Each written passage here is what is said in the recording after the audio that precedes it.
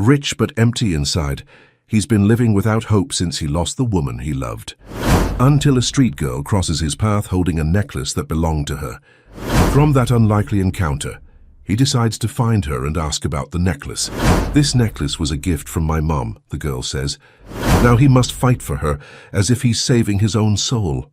If you love a good story, please subscribe to our channel and tell us where you're from. Stay tuned. Chapter 1. The Butterfly Pendant. The New York winter was particularly harsh that year, but Nathan Reed barely noticed the biting cold as he sat in his Bentley, waiting for the light to change. The heated leather seats and climate control created a perfect bubble of comfort around him, much like the rest of his meticulously crafted life. Through the tinted windows, he watched people hurrying along Fifth Avenue, bundled against the cold, their faces pinched with purpose or worry. At 45, Nathan had achieved everything society deemed valuable. As CEO of Reed Innovations, one of the country's leading tech companies, he commanded respect in boardrooms and headlines in business magazines. His penthouse apartment overlooked Central Park, his investments yielded consistent returns, and his influence extended from Wall Street to Silicon Valley. By all external measures, he was the embodiment of success. Yet inside, where it mattered, Nathan felt hollow. The emptiness had taken root 3 years ago when Elizabeth, his Lizzie, left this world after a sudden illness. The vibrant woman who had filled their home with laughter and challenged his workaholic tendencies with spontaneous adventures was gone, leaving behind only memories and a silence that grew louder with each passing day. "Sir," his driver's voice came through the intercom. "The board meeting is in 20 minutes. "Thank you, James," Nathan replied automatically, his eyes still fixed on the street outside. The light changed, and the car moved forward, joining the flow of traffic. Nathan returned to reviewing quarterly projections on his tablet, numbers that once excited him, but now merely occupied his mind, preventing it from wandering to places too painful to visit. The car slowed again at another red light, this time near Bryant Park. Nathan glanced up, his attention caught by movement near his window. Street vendors were common in this area, selling everything from hot dogs to knock-off designer bags. But it was a small figure that drew his gaze, a girl no more than 12, weaving between stopped cars with a plastic bag of candy bars slung over her shoulder. She was clearly underdressed for the weather, her thin jacket offering little protection against the February chill. Dark hair escaped from beneath a worn beanie, and her cheeks were reddened by the cold. Despite her circumstances, she moved with determination, approaching drivers with a rehearsed smile that didn't quite reach her eyes. Nathan would have looked away. He'd trained himself to compartmentalize the city's inequalities, but something stopped him. As the girl turned, a ray of winter sunlight caught on something hanging from her neck, a pendant, a very specific pendant. His breath caught sharply. The butterfly-shaped jewelry with its distinctive blue stone at the center was unmistakable. Nathan knew every curve, every detail of that piece. He had commissioned it himself from a jeweler in Paris for Lizzie's 35th birthday. It was one of a kind, designed to capture her free spirit and love of blue morpho butterflies, a fascination born during their honeymoon in Costa Rica, and it should have been buried with her. "James, stop the car," Nathan ordered, his voice tight. "Sir, we have the meeting. Stop the car now." The driver pulled over, and before the vehicle had fully stopped, Nathan was already pushing the door open. The cold air hit him like a physical blow as he stepped onto the sidewalk, but he barely registered it. His eyes scanned frantically for the girl who had moved further down the block. "Wait!" he called out, but his voice was lost in the cacophony of the city. He began to walk quickly, then jog, weaving between pedestrians who shot him irritated glances. His cashmere coat flapped open, his Italian leather shoes splashed through slush puddles, but Nathan noticed none of it. He was focused entirely on the small figure now turning the corner. By the time he reached the intersection, he was breathing hard, partly from exertion, partly from the adrenaline coursing through his system. He spotted her halfway down the next block, approaching a businessman who waved her away without looking up from his phone. "Excuse me," Nathan called out, louder this time. The girl turned, instinctively stepping back when she saw a well-dressed man approaching rapidly. Her eyes darted around, calculating escape routes with the wariness of someone who had learned to be cautious of strangers, especially those showing unusual interest. "That necklace," Nathan said, pointing to the butterfly pendant visible above, her jacket zipper. "Where did you get it?" She clutched the candy bag tighter. "I'm not stealing anything, I'm just selling these." "No, I don't care about the candy," Nathan said, trying to soften his tone, despite his internal turmoil. "I'm asking about your necklace, the butterfly." Her hand instinctively went to the pendant, covering it protectively. "It's mine." "I know that design. It's very unique. Could you tell me where you got it?" The girl studied him suspiciously. "Why do you care?" Nathan hesitated. How could he explain that seeing this piece of jewelry, this intimate connection to Lizzie, had shattered his carefully maintained composure? That the possibility of someone taking it from her final resting place filled him with both rage and despair. "It's important to me," he said simply. "I knew someone who had one exactly like it." Something in his voice must have conveyed his sincerity, because the girl's posture relaxed slightly. "It was my mum's," she said. "She gave it to me before she had to go away." The answer knocked the wind from Nathan's lungs. This wasn't what he had expected. Not theft or a bizarre coincidence, but a story with emotional weight. "Your mother," he repeated. "What was her name?" The girl hesitated again, the street-smart caution returning to her eyes. "Why should I? Tell you anything? You're just some rich guy who stopped his fancy car." She wasn't wrong.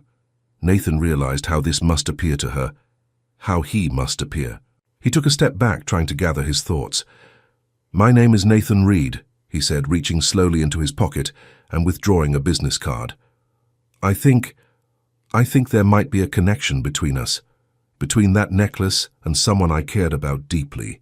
The girl didn't take the card. "My mom's name was Eliza Williams," she said finally. "And this is the only thing I have left of her, so no, you can't buy it or whatever you're thinking." Eliza Williams, not Elizabeth Reed. But Lizzie had gone by Eliza before they met. She'd mentioned changing it when she moved to New York from Ohio, wanting a fresh start. The coincidence was too specific to dismiss. "I'm not trying to take it from you," Nathan assured her, "but I would like to talk more, maybe over hot chocolate." He gestured to a cafe across the street. "It's warm in there, and you look cold." But a girl, whose name he still didn't know, seemed to be weighing her options. Finally, hunger or curiosity won out. "Fine," she said, "but I'm sitting by the window where everyone can see us, and I'm not going anywhere else with you." "That's perfectly fair," Nathan agreed, feeling a strange mixture of relief and trepidation. As they crossed the street together, separated by a careful distance maintained by the girl, Nathan's phone began to vibrate in his pocket. The board meeting. For the first time in his career, he would miss it entirely, and for the first time since Lizzie's passing, something felt more important than the company. The cafe was warm and smelled of coffee and pastries. Nathan chose a table directly in front of the large window as promised. The girl slid into the chair opposite him, keeping her bag close and her eyes alert. "I'm Lily," she said finally. "Lily Williams." "It's nice to meet you, Lily," Nathan replied, trying to keep his voice steady despite the storm of questions raging inside him. As the waitress approached their table, Nathan couldn't help but stare at the butterfly pendant gleaming against Lily's worn jacket. The same unique design he had watched the jeweler craft by hand. The same pendant that had made Lizzie's eyes light up when she opened the velvet box on her birthday. The pendant that, according to everything he knew, should not be hanging around this young girl's neck. Chapter 2. Traces of the Past in the HKC. Cafe. Lily wrapped her hands around a mug of hot chocolate topped with whipped cream and chocolate shavings. Nathan watched her take small, measured sips, as if rationing the warmth and sweetness. Her eyes, a striking shade of blue-gray, remained cautious but curious.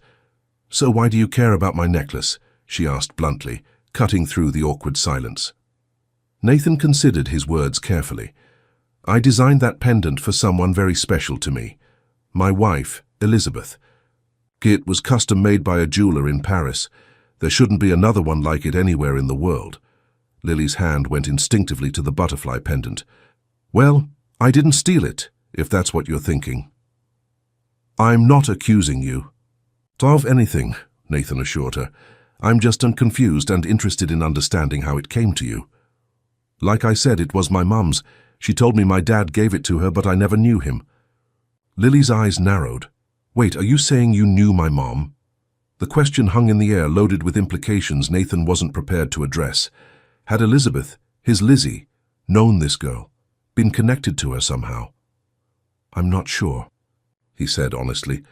You mentioned your mother's name was Eliza Williams. Can you tell me more about her? Lily shifted uncomfortably. She worked as a nurse at Mount Sinai Hospital. We lived in Queens until I was 8. Then she got sick and things got hard. Her voice became flat, the practiced tone of someone reciting facts rather than reliving memories. She passed away 4 years ago. I've been living with my Aunt June since then, but she's not really my aunt, just my mum's friend. Nathan did the mental math. 4 years ago would have been a year before he met Elizabeth. I'm very sorry about your mother, he said, and meant it. Do you have a photograph of her? Lily hesitated, then reached into her jacket pocket and pulled out a small worn wallet. From inside she extracted a folded photograph and smoothed it out on the table. The image showed a smiling woman with dark hair sitting on a park bench, her arm around a younger Lily. Nathan felt the blood drain from his face. The woman in the photo was undeniably Elizabeth, his Elizabeth, though with longer hair than when he'd known her. The similarities were too striking to be a coincidence. The same gentle smile, the same dimple in her left cheek, the same elegant hands. Is something wrong? Lily asked, noticing his reaction. She looks familiar, Nathan managed, his voice strained. When was this taken? About 5 years ago in Central Park. It was before she got really sick. Lily reclaimed the photo, folding it carefully and returning it to her wallet. So did you know her or not? Nathan's mind raced. If Elizabeth was indeed Eliza Williams, if she had been this girl's mother, why had she never mentioned having a daughter? They had shared everything, or so he had believed. They had even discussed having children of their own someday. I think I might have, he said cautiously. But I knew her as Elizabeth Reed. She was my wife. Lily stared at him, disbelief and confusion crossing her face. That's impossible. My mum wasn't married when she died, and her last name was Williams, not Reed. When did you say she passed away? Exactly? April 2018, Lily replied without hesitation. The date was clearly etched in her memory. Nathan felt a chill run through him. That was precisely a year before he met Elizabeth at a charity gala in May 2019. She had introduced herself as Elizabeth. Bennett then, a literary joke she'd been fond of, before revealing her real last name was Taylor. When they married in 2020, she had become Elizabeth Reed. Had her entire identity been constructed? And if so, why? Lily, he said gently, I think there's more to this story than either of us knows. The woman I married passed away 3 years ago in 2022. Her name was Elizabeth Reed, formerly Elizabeth Taylor, but before that, he trailed off, uncertain how to proceed without overwhelming the girl. You're lying, Lily said flatly, pushing her chair back. My mum died, I was there, I saw her. Her voice cracked slightly. This is some kind of weird scam. I'm leaving. Wait, Nathan said quickly, pulling out his phone. Let me show you something. He found a photo of himself and Elizabeth at their wedding and turned the screen toward Lily. The girl's eyes widened and the color drained from her face. That's my mum, she whispered. But that's impossible. She couldn't have been married to you. She was gone. I was at her funeral. Lily's voice rose slightly, drawing glances from nearby tables. I don't understand it either, Nathan admitted. But that pendant you're wearing, I watched the jeweler make it. I gave it to her on her 35th birthday. She was buried with it, or so I thought. Lily's hand clutched the butterfly pendant, her knuckles whitening. She gave it to me the day before she went into the hospital for the last time. She said as long as I had it, she'd always be with me. The sincerity in Lily's voice made Nathan's chest ache. Whatever was happening, this girl believed her truth as completely as he believed his. "Lily, I know this is confusing and probably scary," he said softly, "but I think we need to figure this out together. There's a connection here that neither of us understands, but it involves someone we both cared about deeply." Lily stared at him for a long moment, then at the photograph on his phone, her young face processing implications beyond her years. "June might know something," she said finally. "She was Mom's best friend. She took me in after—" She swallowed. Hard. After everything. Would it be possible for me to speak with her? Lily considered this. She works a lot. Double shifts at the diner, but she's home tonight. Would you be comfortable introducing me? I promise I'm not trying to disrupt your life, but I need to understand what happened. After a long pause, Lily nodded reluctantly. But if you're some kind of creep, June has a baseball bat and knows how to use it. Despite the gravity of the situation, Nathan found himself smiling slightly. Noted. As they left the cafe, Nathan texted his assistant to cancel all his appointments for the day, ignoring the flurry of concerned responses. The board could wait. The quarterly projections could wait. For the first time in years, something had broken through the carefully constructed walls around his heart. A mystery that connected him to Elizabeth in a way he hadn't anticipated. The subway ride to Queens was a study in contrasts. Nathan, in his tailored suit and cashmere coat, sat beside Lily in her worn jacket and scuffed boots. Other passengers occasionally glanced at them, clearly wondering about their unlikely pairing. Nathan himself wondered what he was doing, following a young stranger, based on a piece of jewelry and a photograph. But the alternative, walking away never knowing, was unthinkable. Lily's neighborhood in Queens was a far cry from Nathan's Upper East Side penthouse. The apartment building was an aging brick structure with a security door that had seen better days. Inside, the hallway smelled of cooking and disinfectant. "We're on the 3rd floor," Lily said, leading the way up the stairs.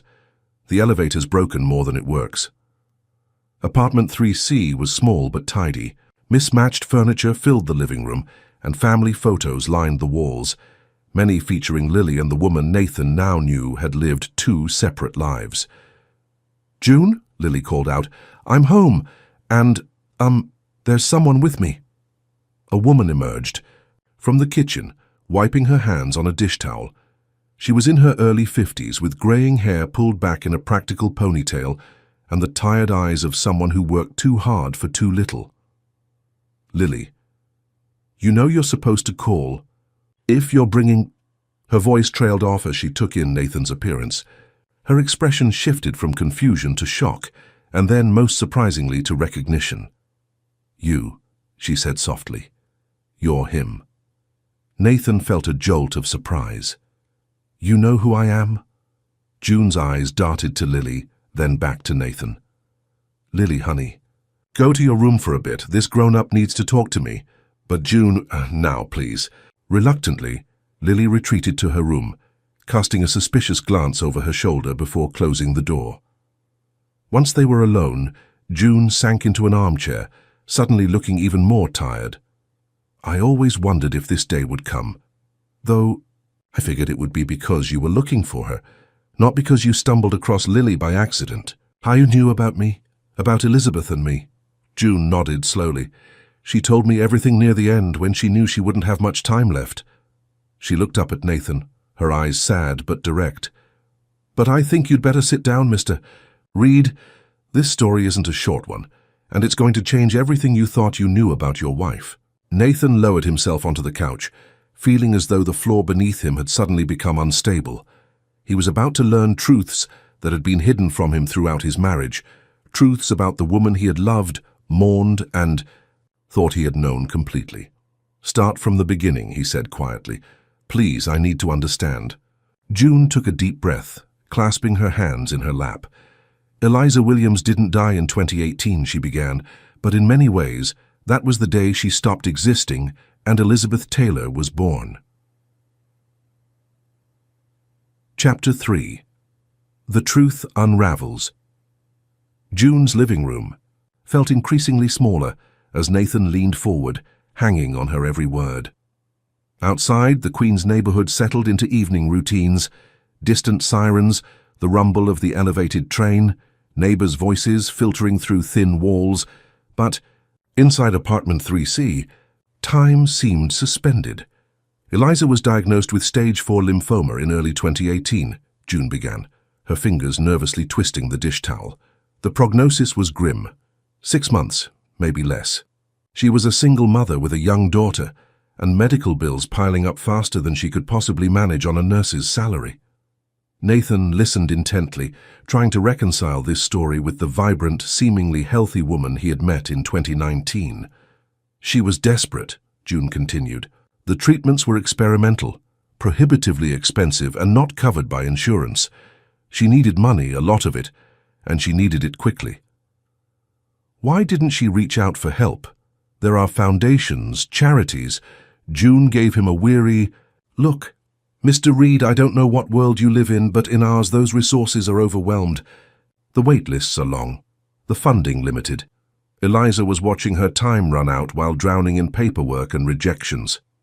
Nathan fell silent, chastened by the reality check. That's when she met Victoria Blackwood. Who? A patient at Mount Sinai.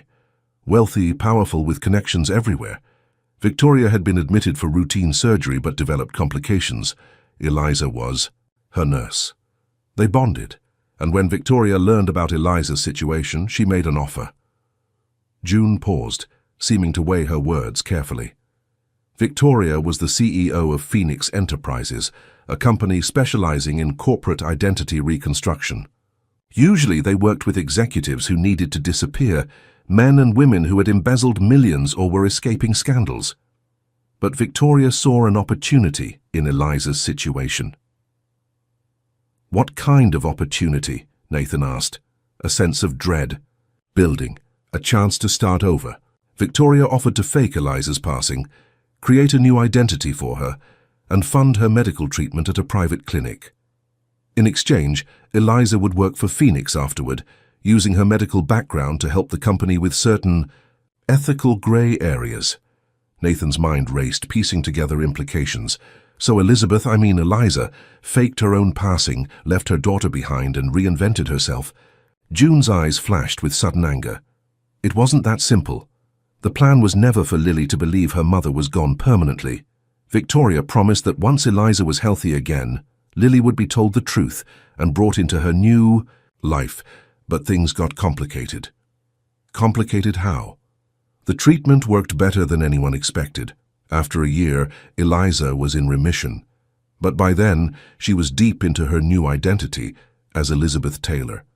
Victoria had set her up with an apartment in Manhattan, a backstory and social connections. She was attending charity galas, moving in elite circles, preparing for whatever role Phoenix had in mind for her. Nathan felt a chill. And that's where I came in. June nodded slowly. You weren't part of the original plan. But when Elizabeth met you, things changed. She fell in love, genuinely, deeply in love. She told me later that being with you was the first time she felt real again, despite living under a false name. But she never told me about Lily, about her past. She couldn't, not at first. Her arrangement with Victoria included strict confidentiality. Breaking that could mean losing the continued medical support she needed to stay in remission, and, worse, it could put Lily at risk. Nathan struggled to process what he was hearing. So all those years we were married. She was living a double life, June confirmed. She would visit Lily secretly whenever you were traveling for business. She told Lily that she had to work far away, but would come back whenever she could. Lily didn't know about the fake passing. That was a story we created for the outside world, for official records. Lily just thought her mom had a job that kept her away most of the time. Nathan remembered his frequent business trips, how Elizabeth had often declined to join him, claiming work commitments of her own. He'd never questioned it, respecting her independence. How blind he had been. "When did it all fall apart?" he asked quietly. June's expression softened. The cancer returned in 2021, more aggressive than before. Elizabeth knew she was running out of time for real this time. She wanted to tell you everything, to bring Lily into your life, but she was afraid. Afraid of what? That I wouldn't accept her daughter. Afraid you'd reject them both when you learned the truth, that you'd feel betrayed by the lies, and maybe most of all afraid of Victoria Blackwood, who by then had made it clear that any breach of confidentiality would have severe consequences. Nathan thought back to Elizabeth's final months, her increasing withdrawal, the periods of unexplained absence, the hushed phone calls. He had attributed it all to her declining health, never imagining there was so much more beneath the surface. "The butterfly pendant," he said suddenly. "She gave it to Lily before—" June nodded. "It was her way of connecting you both, I think. She told me once that if anything happened to her, that necklace would be the key to bringing her two worlds together."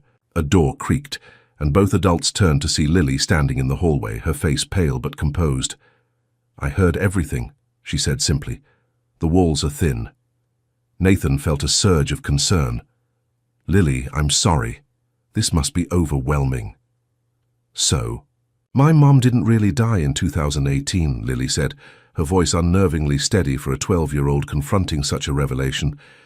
"She just left me and became someone else. Your wife." "She never stopped being your mother, Lily," June said, gently. "She visited whenever she could. Remember those weekends I'd take you to the special program at the community center? You were really meeting her in a hotel or in Central Park when the weather was nice." But she lied to me. She made me think she had some important job when really she was living in a penthouse with him. Lily pointed at Nathan, her voice cracking slightly. Nathan felt the accusation like a physical blow. From Lily's perspective, he had stolen her mother, enjoyed Elizabeth's presence during years when the girl had only brief, secretive visits. "I didn't know," he said quietly. "If I had, things would have been different. I would have wanted to meet you, to include you in our lives." "How do I know you're not lying too?" Lily challenged. "Adults always lie when they think it's for your own good." June stood and put an arm around Lily's shoulders. "Your mother loved you more than anything in this world, honey. Everything she did, every choice, every sacrifice, was to stay alive for you, to give you a future." "Then why did she really die?" Lily asked, her tough facade cracking slightly. "If she beat the cancer once, why not again?" Nathan and June exchanged a look, sharing the burden of a painful truth.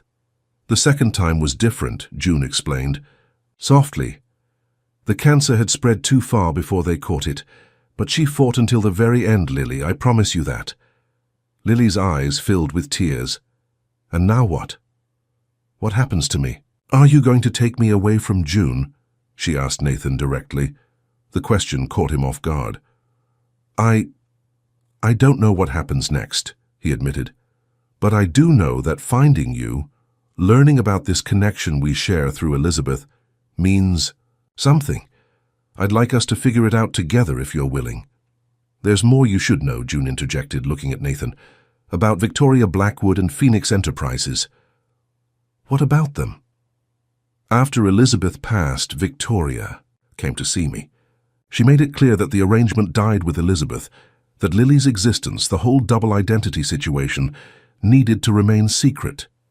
She implied there would be consequences if it didn't." Nathan felt a surge of anger. "She threatened you?" "Not explicitly. Victoria's too smart for that, but the message was clear, and given her connections, her resources, I've been careful.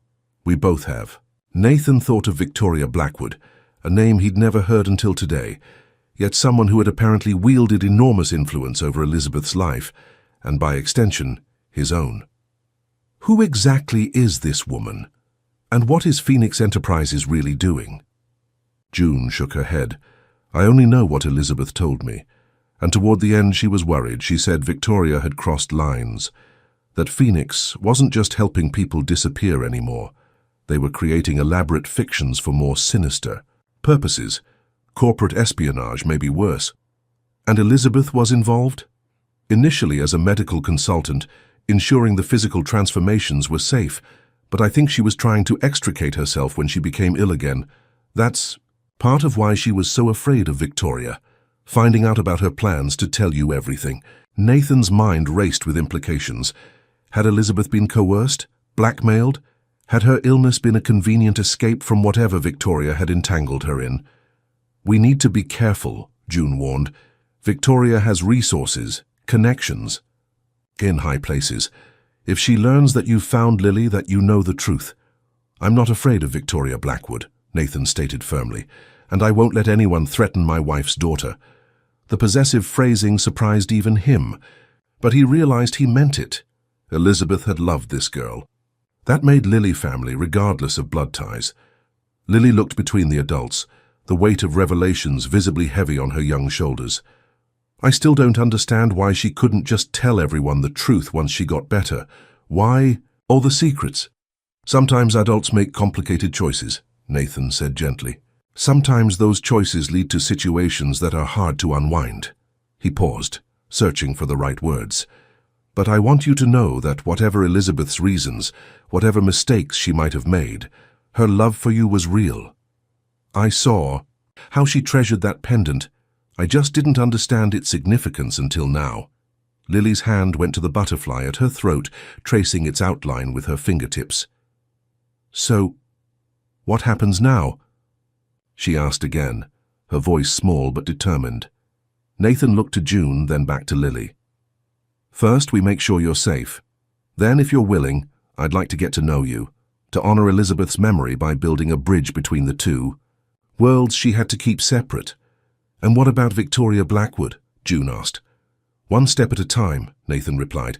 "But I have resources too, and unlike Elizabeth, I'm not vulnerable to the kind of pressure Victoria applied."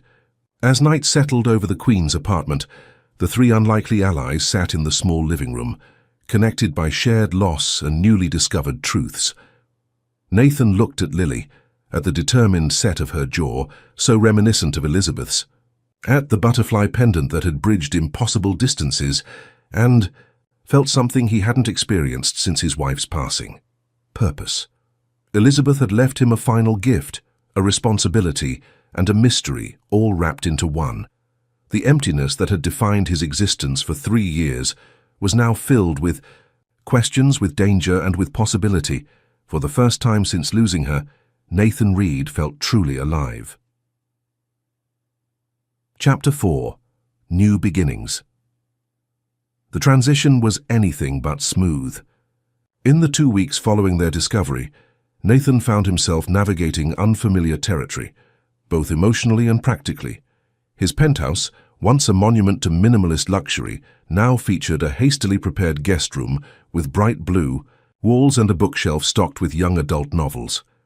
June had agreed that Lily should spend weekends with Nathan while they sorted out a more permanent arrangement, a compromise that satisfied no one entirely but seemed the most sensible first step. This particular Friday evening, Nathan stood in his kitchen staring helplessly at a recipe on his tablet. Elizabeth had been the cook between them. His culinary skills extended little beyond coffee and takeout orders. But tonight, he wanted to make dinner himself, a small gesture to make Lily feel welcome. "You're holding that knife wrong," came a voice from behind him. Nathan turned to see Lily leaning against the doorframe, her school backpack still slung over one shoulder. June had dropped her off downstairs 10 minutes earlier. "There's a wrong way to hold a knife?" Nathan asked, examining the utensil in question. "Mom always said you should curl your fingers under when you chop, so you don't cut yourself." Lily crossed the kitchen and demonstrated, her small hands moving with surprising confidence. "See? Like this." Nathan mimicked her technique.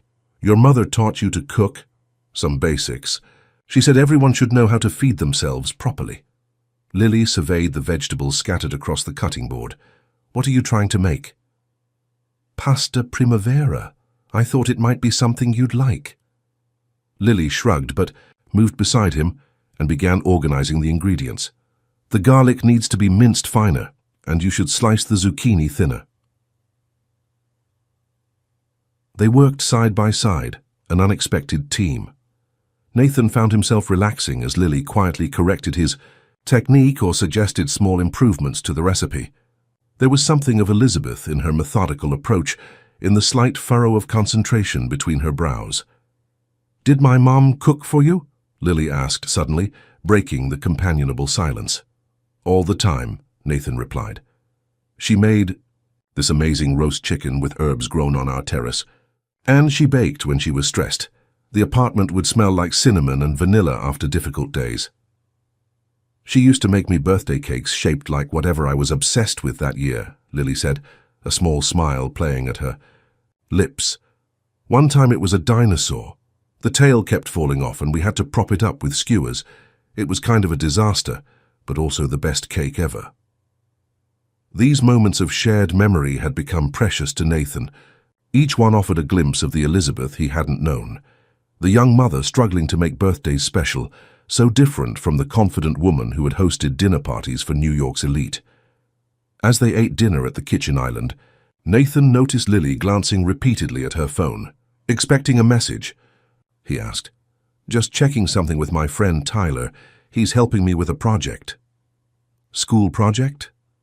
Lily hesitated. "Not exactly. It's complicated." Nathan had learned that complicated was Lily's code for topics she wasn't ready to discuss. He'd also learned to respect these boundaries, to wait for her to open doors rather than trying to force them. "Well, if you need any help, I'm pretty good at complicated." Lily studied him for a moment. "Tyler's trying to find information about Phoenix Enterprises, the company that woman Victoria ran." Nathan set down his fork. "Lily, we talked about this. Looking into Phoenix could be dangerous. June and I agreed we should move carefully." "June doesn't know anything about computers, and you're too busy with your company to really investigate." Lily's voice was matter-of-fact, without accusation. "Tyler's really good at finding information online. He taught himself coding when he was 10. And how old is Tyler now?" 14, but he's super smart. He already got accepted to a special computer science program at Columbia for high school students." Nathan wasn't sure whether to be impressed or alarmed. "What exactly has Tyler found?" Lily pulled up something on her phone and passed it to Nathan. On the screen was a corporate registration document for Phoenix Enterprises listing Victoria Blackwood as CEO and principal shareholder. "This is public information," Nathan pointed out, scrolling through the basic filing. "Keep looking," Lily instructed. Further down was a list of affiliated companies, subsidiaries and partners that formed the Phoenix network. One name jumped out: Meridian Health Partners, a private medical facility in Connecticut. "That's where Mum got her treatments," Lily explained, "the experimental ones that put her cancer in remission the first time." Tyler found financial records showing millions of dollars flowing from Phoenix to Meridian between 2018 and 2021. Nathan felt a chill. "Lily, how did Tyler access these financial records? They wouldn't be public." Lily shifted uncomfortably. "He's good at finding things that aren't supposed to be found." "You mean he hacked into their systems?"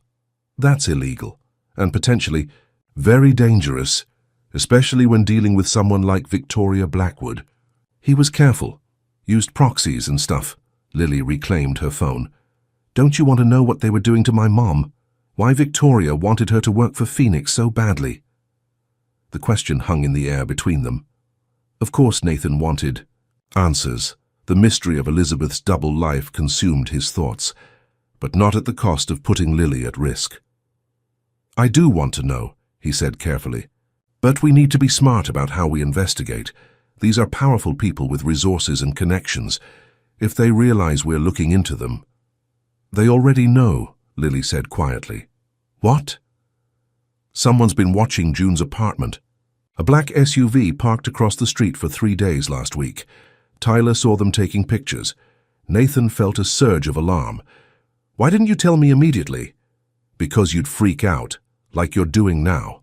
Lily's calm was unsettling for someone so young. "Tyler helped me set up security cameras. Nothing fancy. Just old phones with surveillance apps. The SUV left after June confronted them, but they'll be back. Nathan pulled out his own phone. I'm calling my security team. They need to sweep your apartment for listening devices set. A proper surveillance. June needs protection too. She won't leave the apartment, it's her home, and she has neighbors who depend on her. Then we'll protect her there. Nathan was already texting his head of security, a former FBI agent named Marcus, who handled everything from corporate espionage to personal protection. And we need to get Tyler to stop whatever hacking activities he's engaged in. He's putting himself at risk. Good luck with that, Lily muttered. Tyler doesn't exactly take orders. Then maybe he'll listen to reason. Where does he live? I want to speak with him and his parents. Lily's expression closed off. He doesn't have parents. He lives at Horizon House. It's a group home for foster kids. That's why he spends so much time at the library or at our apartment. June lets him hang out because it's safer than the streets. Nathan absorbed this information, recalibrating his approach. Then I'd like to meet him without parents present. Tomorrow, perhaps. He sounds like someone we want as an ally, not working independently. Lily seemed surprised by this response. You're not going to try to shut him down? I'm going to try to channel his skills in a safer direction, Nathan clarified. There are ways to investigate Phoenix that won't put a target on his back, or yours. For the first time that evening, Lily smiled, a real smile that reached her eyes. Tyler will like you. He's into corporate espionage stories and thinks most CEOs are evil overlords, but he'll make an exception for you, probably. High praise indeed, Nathan said dryly. As they cleared the dinner dishes together, Nathan's phone buzzed with an incoming call. The screen displayed Victor Dawson, his CFO, who rarely called after hours unless something was urgently wrong. I need to take this, Nathan told Lily. Business call. Make yourself at home. The TV in the living room has every streaming service known to humanity. Lily nodded and disappeared down the hallway as Nathan answered the call. Victor, what's happening? Nathan, where have you been? Victor's voice was tense. The board is in an uproar. You've missed 3 meetings. In 2 weeks, you're not responding to emails, and rumors are starting to circulate. I've had some personal matters to attend to, Nathan replied, keeping his explanation deliberately vague. Harris has my proxy for voting decisions, and I've been handling the critical issues remotely. It's not just the board. There are unusual activities in our financial systems, unauthorized access attempts, strange queries against our personnel databases. The cybersecurity team is concerned. Nathan's thoughts immediately went to Phoenix Enterprises. Could Victoria Blackwood be looking into him now that he'd found Lily? Have they traced the source? Not yet, but that's not all. A reporter from the Wall Street Journal called today, asking questions about your connection to someone named Elizabeth Williams. Said they were working on a feature about the secret lives of tech executives. I deflected, but they seemed to have specific information. Nathan felt a surge of alarm. The situation was escalating faster than he'd anticipated. Victor, I need you to implement our crisis protocol Alpha, lock down all systems, restrict physical access to headquarters, and tell the executive team to enable 2-factor authentication on everything. Nathan, what's going on? Are we under attack?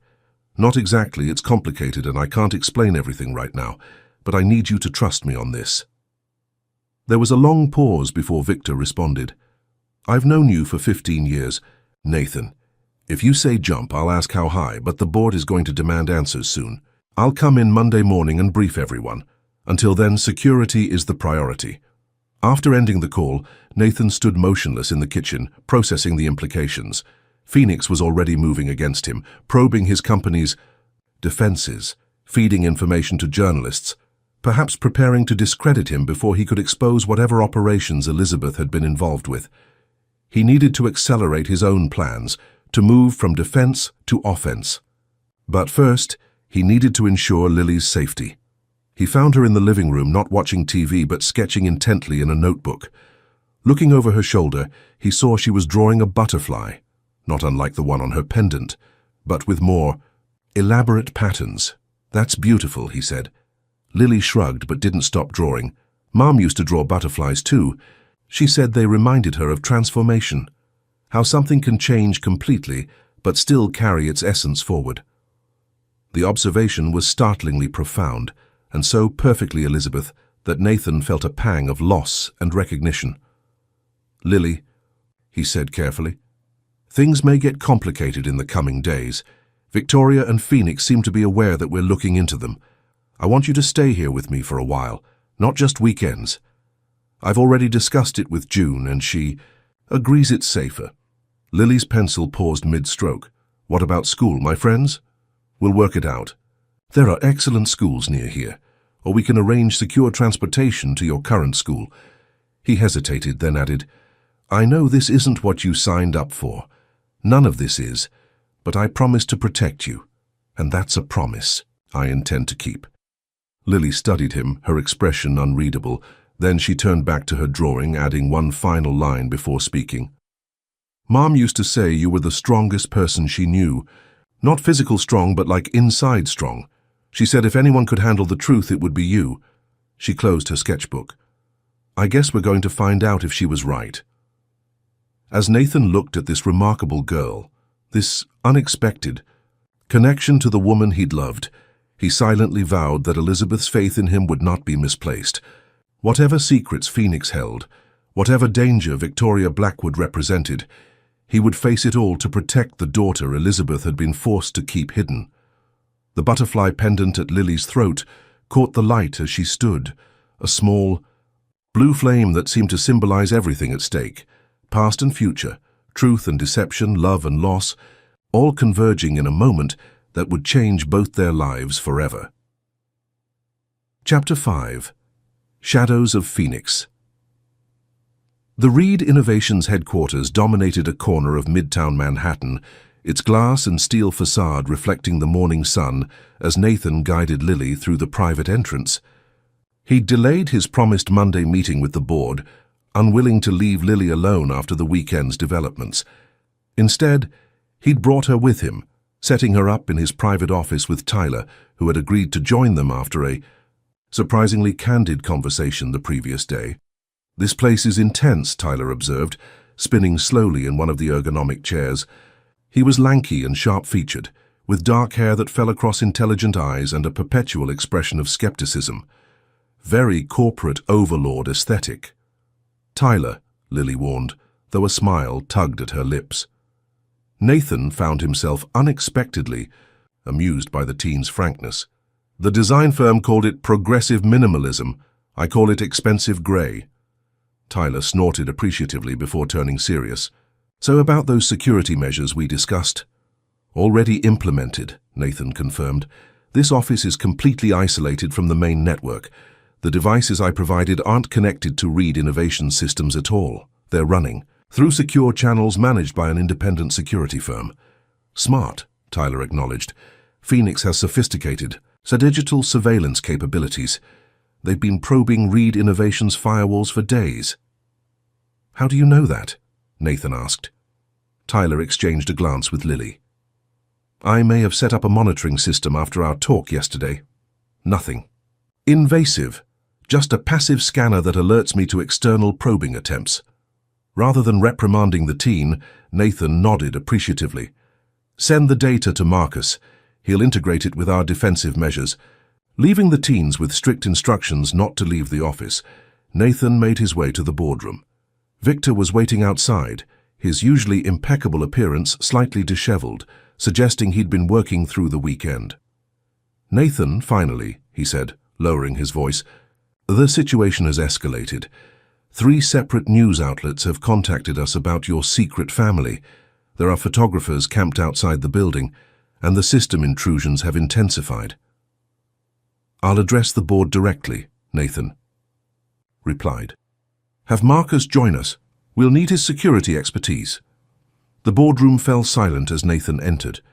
8 faces turned toward him, expressions ranging from concern to outright suspicion. These were his hand-picked executives and investors, people who had trusted his leadership for years. Now that trust was visibly wavering. "Thank you all for your patience," Nathan began, taking his place at the head of the table. I owe you an explanation for my recent absence and the unusual security measures we've implemented." "That would be an understatement," remarked Sandra Chen, head of product development, and a board member known for her directness. "Nathan, there are rumors you've had some sort of breakdown, that you've been seen with the child you're claiming is your daughter from a secret relationship." "Not my daughter," Nathan clarified. "My stepdaughter, though I didn't know of her existence. Until recently." He took a deep breath and gave them the condensed version of his discovery. The butterfly pendant, Lily, the revelation of Elizabeth's double life. "So your late wife had a secret child and identity before she met you," Victor summarized when Nathan finished. "While tragic and certainly disruptive to your personal life, how does this connect to the security threats against our company?" "Because of the organization behind Elizabeth's identity change," Nathan explained. "Phoenix Enterprises appears to be involved in corporate espionage, identity manipulation, and potentially other illegal activities.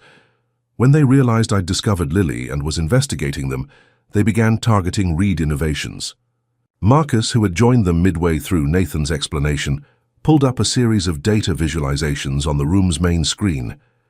"We've documented over 30 sophisticated intrusion attempts in the past week alone. The attackers are specifically targeting executive files, Mr. Reed's personal communications, and our client database. This isn't just about protecting my stepdaughter," Nathan continued. "Phoenix has connections to Meridian Health Partners, which was conducting experimental treatments that miraculously cured Elizabeth's cancer temporarily. I believe they may have used her as a test subject for unauthorized medical procedures, then leveraged her recovery to force her into working for them." The board members exchanged uncomfortable glances. Nathan, Harris Matthews, his oldest friend, and the company's chief legal officer spoke carefully. "These are serious allegations against powerful entities. Do you have evidence beyond the coincidences you've outlined?" "We're gathering it," Nathan replied, "but the aggressive response to my simple inquiries suggests Phoenix has something significant to hide. Or they're protecting themselves from what they perceive as corporate espionage from our side," Sandra pointed out. "Perception matters in these situations." "Which is why we need to move quickly," Nathan agreed. "I'm proposing a three-pronged approach. First, strengthen our security to protect against further intrusions. Second, conduct a legitimate investigation into Phoenix and Meridian through legal channels. And third, prepare a public relations strategy for when this inevitably becomes public knowledge." The discussion that followed was intense, with various board members expressing concerns about reputation risk, legal exposure, and the potential impact on the company's stock price. Nathan listened patiently, addressing each point with the calm assurance that had made him a successful CEO. By the end of the 2-hour meeting, he had secured a tentative consensus to proceed with caution. As the board members filed out, Victor lingered behind. "There's something else you should know," he said once they were alone. "A woman named Victoria Blackwood requested a meeting with me last week. Said it was regarding a potential partnership between Reed Innovations and Phoenix Enterprises." Nathan felt a chill. "What did you tell her?" "That all partnership discussions needed to go through proper channels, starting with our business development team." Victor hesitated. She was unsettling. Very polished, but there was something predatory in her approach. She knew details about our quantum computing project that aren't public knowledge. "Did you agree to meet with her?" "I scheduled something for next week, purely as a delaying tactic. I had no intention of keeping the appointment after learning about your concerns." Nathan considered this information. "No, keep the meeting, but we'll prepare carefully, and you won't go alone." Victor raised an eyebrow. "You want to use me as bait?" "I want to give Victoria Blackwood an opportunity to reveal her hand while we control the environment." Nathan placed a hand on his CFO's shoulder. "I wouldn't ask if it wasn't important, Victor." "I know." Victor managed a tight smile. 15 years working together. I can tell when something matters to you beyond business. This girl, Lily, she must be pretty special." "She's Elizabeth's daughter," Nathan said simply. "That makes her family." Returning to his office, Nathan found Lily and Tyler hunched over a laptop, whispering intently. They straightened immediately when he entered, wearing matching expressions of forced casualness that instantly raised his suspicions. "What have you two been up to?" he asked. "Homework," Lily said too quickly. "School project," Tyler offered simultaneously. Nathan crossed his arms. "Try again." The teens exchanged glances before Lily sighed. "We found something about Meridian Health Partners. Tyler was able to access—" "Public records," Tyler interrupted firmly. "Totally legal, above-board research methods." Nathan suppressed a smile at the obvious lie. "And what did these public records reveal?" Tyler turned the laptop toward him. "Meridian isn't just a treatment facility. It's a research center specializing in experimental immunotherapy. They've had multiple FDA violations over the past 5 years, but somehow continue operating. And look at this." He pointed to a document on the screen. "Their research focuses on something called adaptive cellular reconstruction. They claim unprecedented success rates with terminal cancer patients. The success comes with conditions," Lily added. "The patients who recover have to participate in ongoing maintenance studies. We think that's code for something else."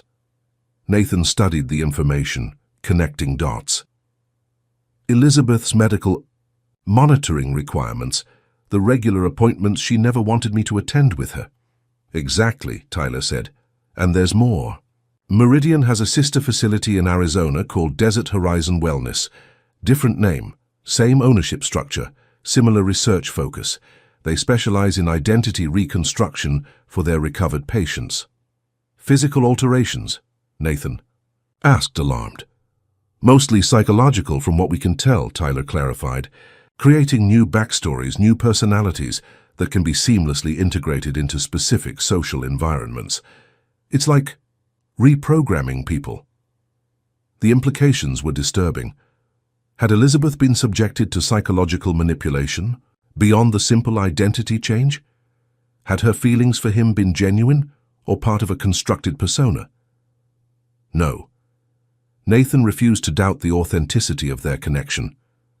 Whatever else Phoenix had done, they hadn't manufactured the love he and Elizabeth had shared. "I need to see these facilities," he decided, "to understand what they did to Elizabeth, what they might still be doing to others."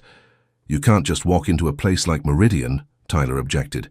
"They'll have security, restricted access, and if they recognize you—" "I won't be going." "As Nathan Reed," he replied, "I'll use the same techniques they employ. A change of identity, appearance, background." "That's crazy," Lily said, but her expression suggested she was impressed rather than disapproving. "Actually, it's brilliant," Tyler mused. "Fighting fire with fire, but you'd need help pulling it off. I know people who specialize in this kind of operation," Nathan assured them. "Former intelligence professionals who now work in corporate security. With their assistance and your research, we can create a believable cover." Lily's phone buzzed with an incoming text. She checked it, then looked up with concern. "It's June. Someone broke into our apartment while she was at work. The place is trashed, but nothing valuable was taken." They were looking for information, Nathan realized. "June, is she safe?" "She's with our neighbor, Mrs. Ramirez. She's pretty shaken up." Nathan immediately called Marcus, arranging for security personnel to escort June to a safe location, a company apartment used for visiting. Executives that wasn't connected to Nathan personally. "They're escalating," Tyler noted after Nathan ended the call. "First surveillance, then digital intrusion, now physical searches. They're getting desperate." "Which means we're close to something important," Nathan concluded. "We need to accelerate our plans." As they began outlining a strategy for investigating Meridian, Nathan's executive assistant knocked and entered, her expression tense. "Mr. Reed, there's a situation in the lobby. A woman is demanding to see you, says her name is Victoria Blackwood. Security tried to escort her out, but she's threatening to make a scene with the reporters outside. She claims it's about your stepdaughter." Nathan felt a surge of anger, followed by cold determination. "Tell security to bring her to conference. Room C. No recording devices, full security screening." "Nathan, you can't meet with her," Lily protested, eyes wide with alarm. "Not alone," he agreed. "Marcus will be with me, And I want you and Tyler moved to the secure room we prepared. No arguments, he added, as Lily opened her mouth to object. Further, Victoria Blackwood is dangerous, and I won't have you anywhere near her. Once the teens were safely relocated, Nathan took a moment to compose himself before heading to the conference room. Victoria Blackwood had manipulated Elizabeth, threatened June, and was now targeting his company. She had forced her way into his building, believing her power and connections made her untouchable. It was time to show her she was wrong. Victoria. Blackwood was not what he expected. Based on June's description, he had imagined someone overtly intimidating, sharp-featured and hard-eyed. Instead, the woman waiting in the conference room was elegantly understated, with silver-streaked dark hair and the poised demeanor of old money. She could have been a philanthropist or museum curator, rather than the puppet master behind a shadowy enterprise. "Mr. Reed," she said, extending a manicured hand that he deliberately did not take. "How kind of you to make time for me, though your security procedures are rather excessive." "Not excessive enough, apparently, since you managed to leverage media pressure to force this meeting," Nathan replied coolly, taking a seat across from her. Marcus stood silently by the door, his presence a silent reminder that this encounter was being monitored. Victoria smiled thinly. "Direct. I appreciate that quality. Elizabeth always spoke highly of your straightforwardness." The casual mention of his wife's name was clearly calculated to provoke him. Nathan refused to give her the satisfaction. "State your business, Ms. Blackwood. I have a company to run." "Indeed you do. A very successful one, which would be a shame to see damaged by unnecessary scandal." She placed a slim folder on the table. "I've come to offer a mutually beneficial arrangement regarding young Lily Williams." "You mean my stepdaughter? The child Elizabeth was forced to abandon because of your manipulation?" If his bluntness surprised her, Victoria didn't show it. "Elizabeth made choices, Mr. Reed. Difficult ones, certainly, but choices nonetheless. We provided a solution when conventional medicine offered none. The terms were clear from the beginning. Terms that included separating a mother from her child and creating an elaborate fiction that caused pain to everyone involved." Victoria's expression hardened slightly. "We gave Elizabeth a second chance at life. The experimental treatments she received at Meridian were her only hope. In exchange, we required certain commitments. That's how business works, Mr. Reed. I'm sure you understand the concept of quid pro quo." "What I understand," Nathan replied evenly, "is that you're continuing to threaten a 12-year-old girl and her caretaker. That ends today." Victoria leaned forward. "Nothing needs to be adversarial between us. Phoenix Enterprises and Reed Innovations could form a powerful alliance. Your quantum computing research, combined with our biomedical applications, imagine the possibilities. I'm not interested in partnerships built on blackmail and exploitation." "Then perhaps you'll be interested in preservation." Victoria opened the folder, revealing photographs of Lily at school, at June's apartment, entering Nathan's building. The media would be fascinated by the story of Nathan Reed's secret stepdaughter. The questions it would raise about your late wife's integrity, about your own judgment. Your board might wonder what other secrets you're keeping. Nathan felt rage building but kept his expression neutral. "Is that your leverage? Tabloid gossip?" "It's merely the beginning. There are also the irregular treatments Elizabeth received. Experimental, not fully approved by regulatory authorities. As her husband, you could be implicated in knowledge of these procedures. And then there's the matter of Lily's legal status. Her mother's passing was officially recorded in 2018. Legally speaking, the woman who died in 2022 wasn't her mother at all. The implications for inheritance, for guardianship, it's all quite complicated." The threat was clear. Victoria could create legal chaos that would separate Nathan from Lily, potentially placing the girl in state custody while courts sorted through the deliberately confusing paper trail Phoenix had created. "Here is my counteroffer. Ms. Blackwood," Nathan said, his voice dangerously quiet, "you will cease all surveillance and harassment of Lily Williams, June Matthews and anyone connected to them. You will provide full documentation of all medical procedures performed on Elizabeth Reed, formerly Elizabeth Williams, and you will dismantle whatever operation at Phoenix involves identity manipulation for corporate espionage. Victoria actually laughed. Or what, Mr. Reed? Or I will dedicate every resource at my disposal to exposing Phoenix Enterprises. Not through the media, but through federal regulatory agencies. The FDA would be particularly interested in Meridian's experimental protocols. The SEC might have questions about how Phoenix's corporate clients use false identities to manipulate market positions, and the FBI generally takes a dim view of organized blackmail operations. The smile faded from Victoria's face. You're overplaying your hand. You have suspicions, not evidence. I have more than you think, Nathan bluffed, smoothly. And unlike Elizabeth, I'm not vulnerable to your particular brand of coercion. I have no illness for you to exploit, no desperate need you can leverage. Everyone has vulnerabilities, Mr. Reed, even you. Victoria gathered her photographs, returning them to the folder. I came here hoping for a reasonable discussion between equals. I see that was optimistic. This meeting is over, Nathan stated, rising from his chair. Marcus will escort you out. Any further attempts to contact me or Lily will be considered harassment and treated accordingly. Victoria stood, smoothing her already immaculate jacket. You're making a serious mistake. Elizabeth understood the necessary compromises. She was pragmatic. Elizabeth was trapped, Nathan corrected, and I intend to ensure no one else suffers the same fate. As Marcus moved to escort Victoria from the room, she paused at the door. The butterfly pendant, she said, her tone conversational. A beautiful piece. Did you know the blue morpho butterfly's wings aren't actually blue?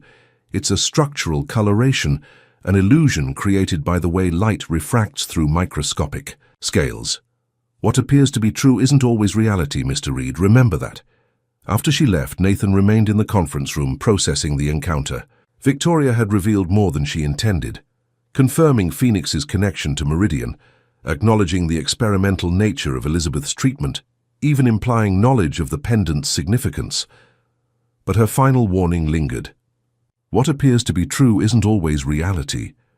Was she suggesting that Elizabeth's recovery had been an illusion, that her cancer had never truly been in remission? Or was there something else, something about Elizabeth herself, that Nathan still didn't understand? As he walked back toward his office, Nathan's phone buzzed with a text from Tyler. Found something big in Meridian's research protocols. You need to see this now. The butterfly effect was in motion. One small discovery had set off a chain reaction that was now accelerating beyond control.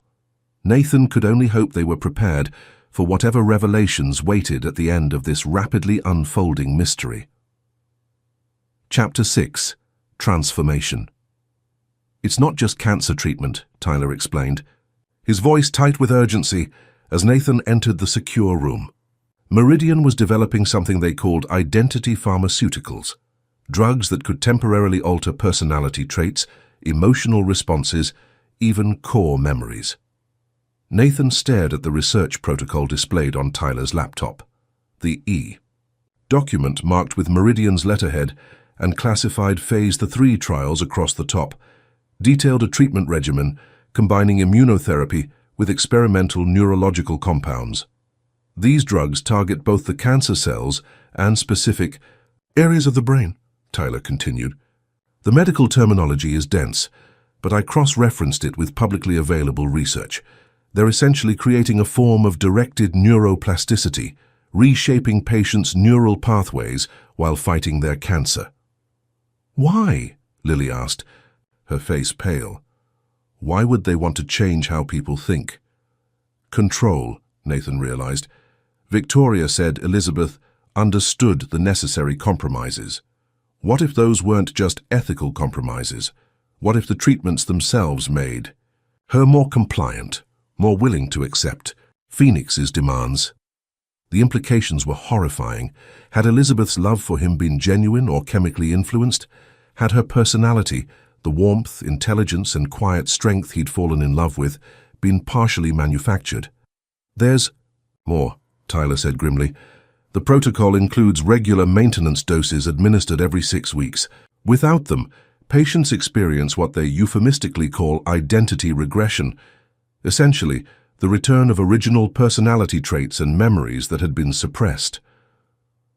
Nathan remembered Elizabeth's regular wellness checkups, appointments she'd insisted on attending alone, returning from each slightly withdrawn before gradually returning to her usual self. He'd attributed the pattern to standard medical anxiety, never imagining something far more sinister. The last entry in her treatment records is from 3 months before she... Lily couldn't finish the sentence, her hand going instinctively to the butterfly pendant. Before her passing, Nathan completed gently, if she missed her maintenance doses because of her declining health, she would have started remembering, Lily whispered. Remembering me, her real life. The realization hung heavy in the air. Elizabeth's final months, her increased withdrawal, and emotional volatility, signs Nathan had attributed to her illness, might actually have been her true self resurfacing, struggling against years of chemical suppression. That's why she gave you the pendant, Nathan said to Lily. She was remembering, fighting through the fog. She wanted to create a connection between us, knowing what might happen. Tyler cleared his throat. There's one more thing you need to see. He pulled up another document. This is from Desert Horizon, Wellness, the sister facility in Arizona. They have a list of active identity constructs, essentially people like Elizabeth, who received the treatment and were placed in specific roles. The list included 24 code names alongside target organizations. Nathan scanned it with growing dread until his gaze stopped on a familiar entry. Monarch, embedded at Reed Innovations, 2019-2022. Monarch, the code name for Elizabeth's mission. The butterfly connection suddenly made painful sense. I was the target all along, Nathan said quietly. Phoenix placed Elizabeth in my life deliberately. Our meeting at that charity gala, it wasn't chance. But why? Lily asked. What did they want from you? Nathan's mind raced through possibilities. Reed Innovations' quantum computing research. It has applications beyond what we've publicly disclosed, potential uses in cryptography, security systems, even military applications. Victoria mentioned it specifically when she came to see me. So they used my mum to, what, spy on your company? Lily's voice cracked with indignation. Not just spy, Tyler suggested, looking uncomfortable. According to these protocols, subjects could be programmed with specific objectives while maintaining genuine-seeming emotional connections, the perfect corporate espionage tool, someone who doesn't even realize they're gathering intelligence. The room fell silent as they absorbed the implications. Elizabeth, or Eliza, had been used as an unwitting agent, her illness leveraged to make her compliant, her emotions potentially manipulated. And yet... No, Nathan said firmly. They might have arranged our meeting, might have influenced certain aspects of her behavior, but they couldn't fabricate everything. The woman I knew, her compassion, her quiet strength, the way she looked at the world, that was real. Lily's eyes shimmered with unshed tears. How can you be sure? Because, in the end, she fought back. She gave you the pendant, creating a connection they never intended. And according to Tyler's research, she stopped taking the maintenance medication in her final months. She was choosing to remember, to reconnect with her true self, even knowing it might mean losing the life she'd built with me. Nathan placed a hand on Lily's shoulder. Your mother was extraordinary. Even under their influence, she found a way to protect you, to leave breadcrumbs that would eventually bring us together. A knock at the door interrupted the moment. Marcus entered, his expression grave. Sir, we have a situation. Victor Dawson has disappeared. What do you mean, disappeared? He left for lunch 2 hours ago and never returned. His security detail lost him near Bryant Park. His phone is offline, and he missed a critical vendor call, completely out of character. Nathan felt a chill. It's Victoria. She's escalating. There's more, Marcus continued. Our security team intercepted a courier delivering this to the front desk. He handed Nathan a small package. Inside was a USB drive and a handwritten, Note the complete Monarch file. Make the right choice. The handwriting was unmistakably Victoria's. It's a trap, Tyler warned. That drive probably contains malware to breach your systems. Probably, Nathan agreed, but it might also contain evidence we need. Marcus, have the security team set up an isolated workstation with no network connection. We need to see what's on this drive without exposing our systems. While Marcus arranged the secure setup, Nathan's phone rang, an unknown number. Mr. Reed, Victoria's smooth voice came through the speaker. I trust you've received my package. Where is Victor Dawson?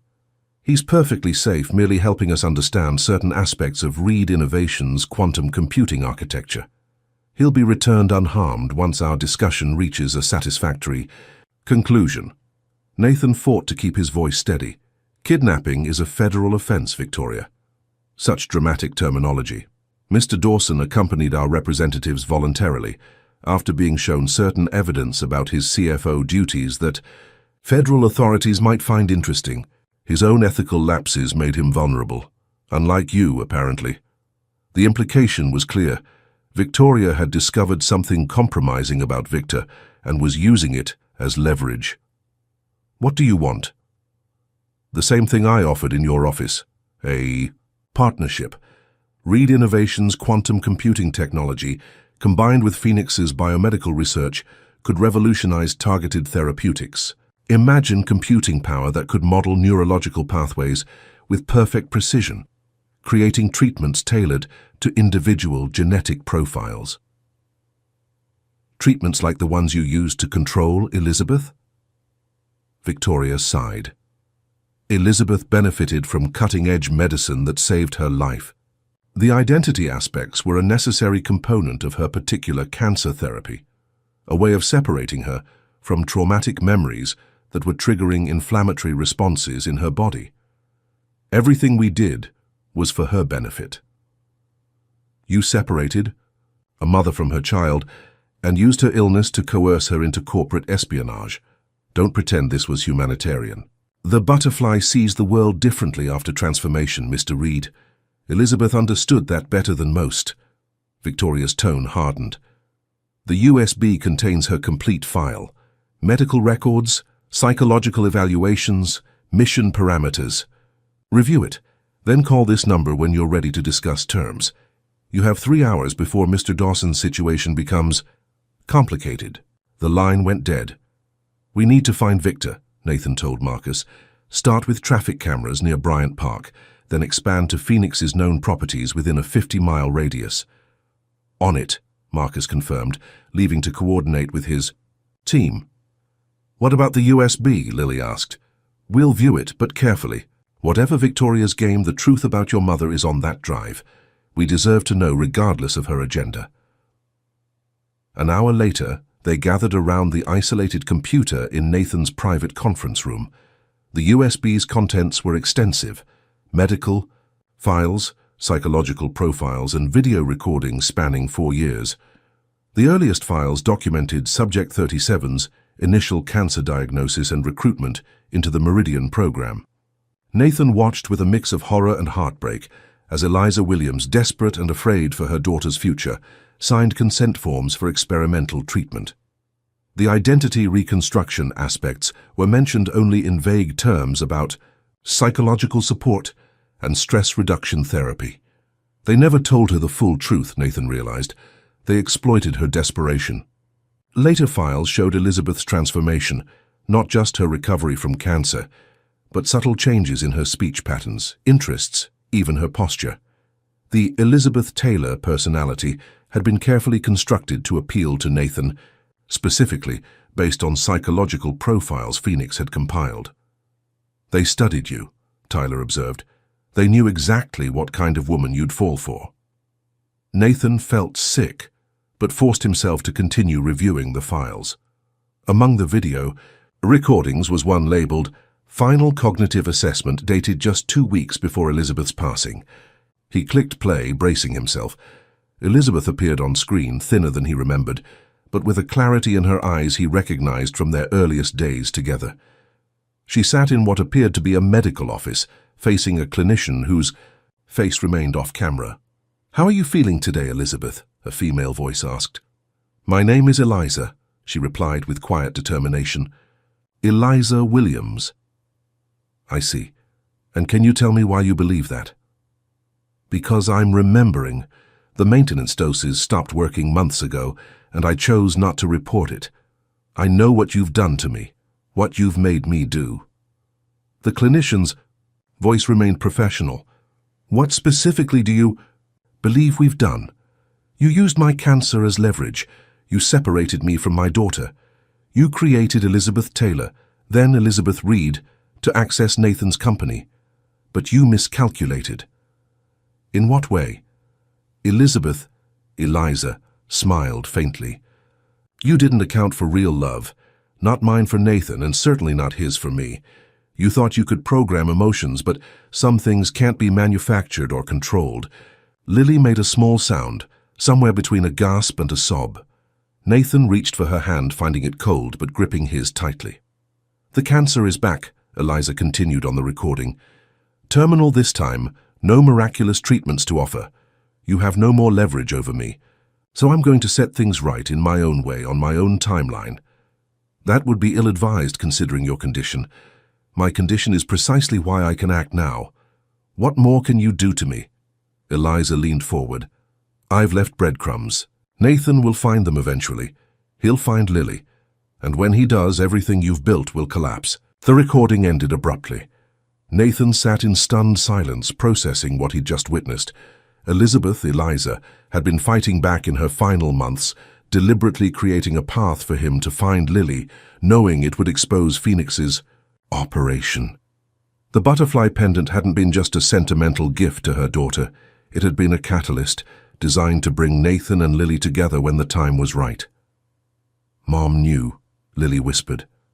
"She knew what would happen. She was protecting both of us," Nathan agreed, "making sure we'd find each other after she was gone." Tyler had been examining other files while they watched the video. "Guys, I think I found something else important. Financial records showing transactions between Victor Dawson and Phoenix Enterprises dating back 5 years, before Elizabeth even entered the picture." Victor was working with them all along, Nathan realized. He was their original inside man at Reed Innovations. "Which means Victoria's kidnapping is probably staged," Tyler concluded. "A way to create urgency while they access your systems through whatever malware is hidden on this drive." Nathan immediately pulled out his phone. "Marcus, lock down all company systems immediately. Full security protocol. And put together a team. We're going to pay Phoenix Enterprises a visit." "What about Victor?" Marcus asked. "He's not a hostage. He's an accomplice. Focus on securing our systems and gathering a security team. I'll text you an address." After ending the call, Nathan turned to Lily and Tyler. "I need you both to go to the safe house with June. No arguments," he added, as Lily began to protest. "I'm going to confront Victoria with what we've found, but I need to know you're protected." "And if something happens to you?" Lily asked, her voice small. "It won't," Nathan promised. "But if it did, Marcus has instructions. You'd be taken care of, your future secured. I've already made the arrangements." "That's not what I meant," Lily said, blinking back tears. "I just found you. I can't lose another parent." The word parent hung in the air between them, unexpected and powerful. Nathan knelt to meet her eyes. "You're not going to lose me. We're going to finish what your mother started, exposing Phoenix and making sure no one else suffers what she did. But to do that, I need to know you're safe." After a moment, Lily nodded reluctantly. "Promise you'll come back." "I promise," Nathan said, and meant it.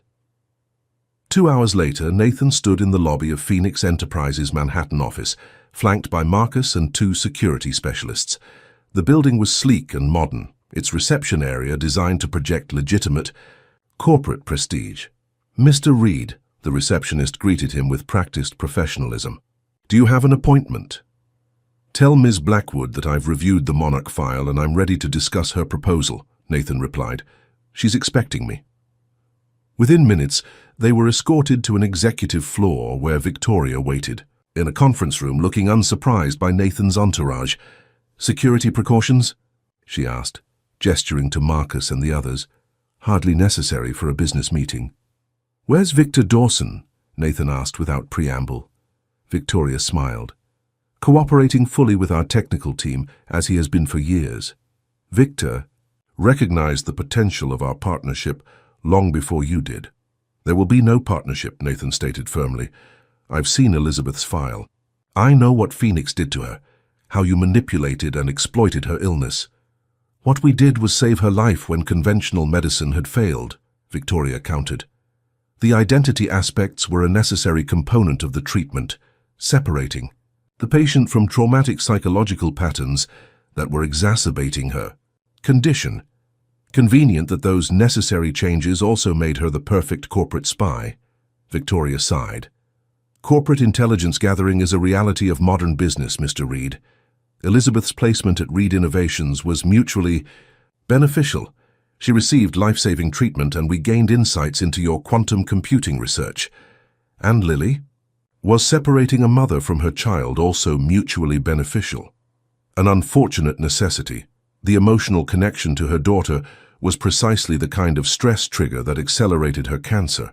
The separation was temporary until we could stabilize her condition. Except it wasn't temporary, was it? You never intended to reunite them." Victoria's expression hardened slightly. "Plans evolved as circumstances changed. Elizabeth's integration into your life was more successful than anticipated. The emotional attachment she formed with you was unexpected. It complicated matters. Because she fell in love, really fell in love, beyond whatever chemical manipulation you attempted. The human heart remains frustratingly unpredictable, even with our advances," Victoria acknowledged. "But we're not monsters, Mr. Reed. We're scientists pushing boundaries to cure diseases conventional medicine considers hopeless. You're manipulating desperate people for corporate gain, and it ends today." Nathan placed a flash drive on the table between them.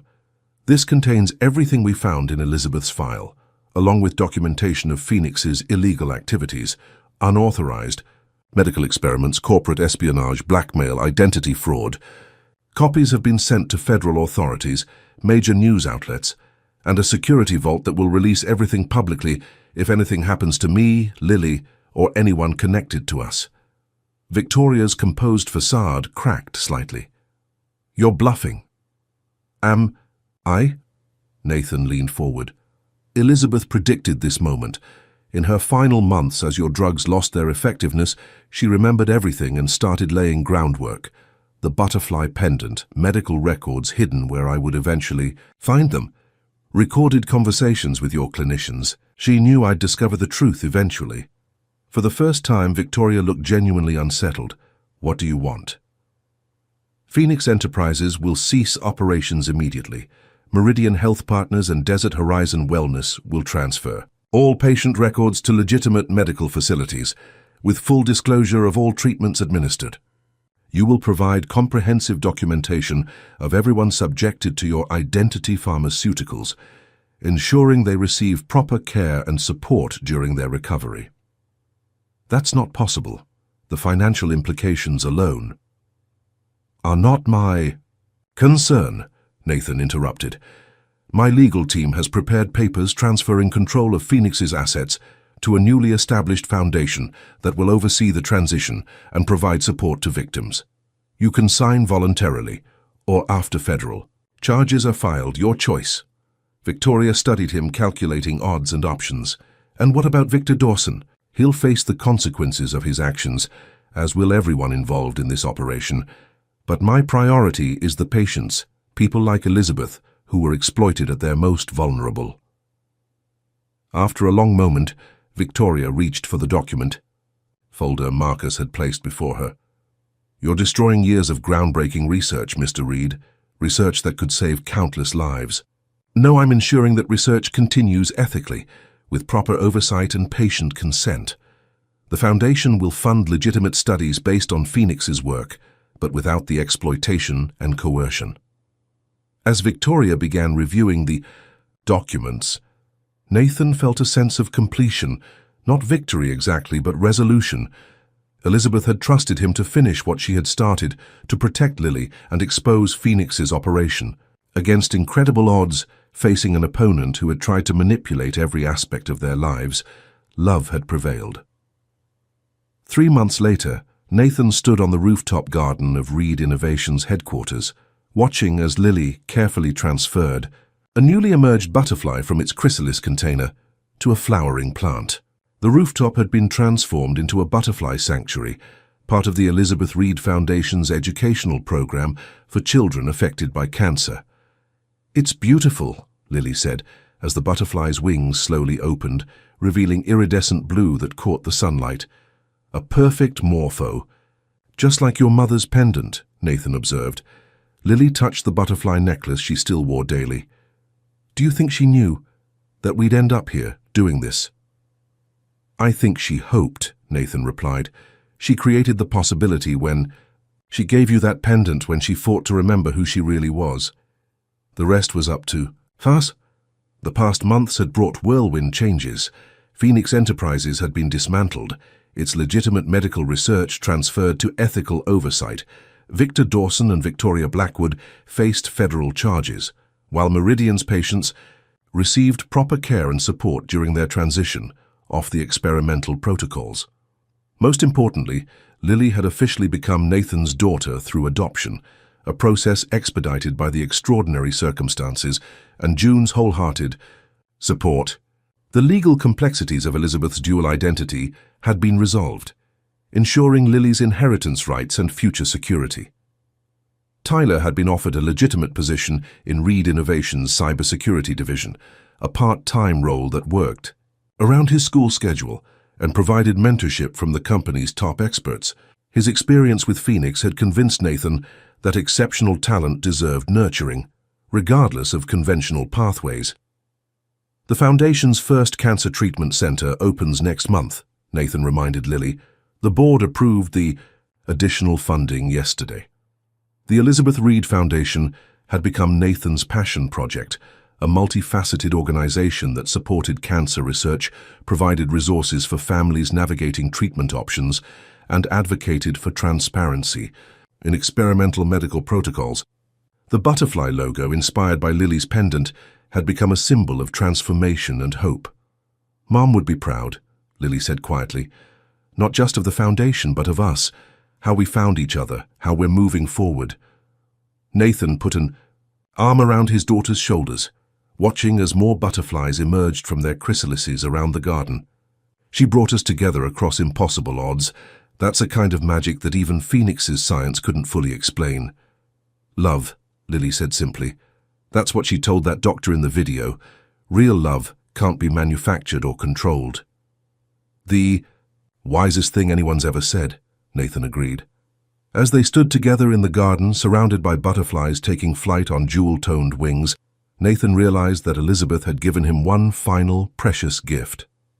Not just the daughter he'd never known he had, but a second chance at family, at purpose, at transformation. The butterfly pendant caught the sunlight as Lily moved, sending blue reflections dancing across the garden, not an illusion, as Victoria had claimed, but a natural wonder.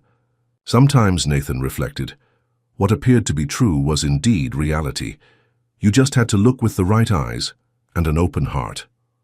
"Ready to go home?" he asked.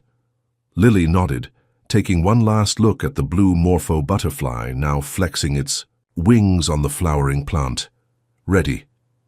Together they left the garden, stepping into a future neither could have imagined months before, a future built on truth, connection, and the enduring power of a mother's love that had transcended even the most elaborate deceptions. The butterfly effect, set in motion by a single pendant, had transformed everything in its path. And in that transformation, something beautiful had emerged, a new family forged in adversity but bound by love, just as Elizabeth had intended all along. Dear listeners, we hope that Nathan and Lily's emotional journey has touched your heart. The power of connection, even across seemingly impossible barriers, reminds us that love finds a way through the darkest circumstances.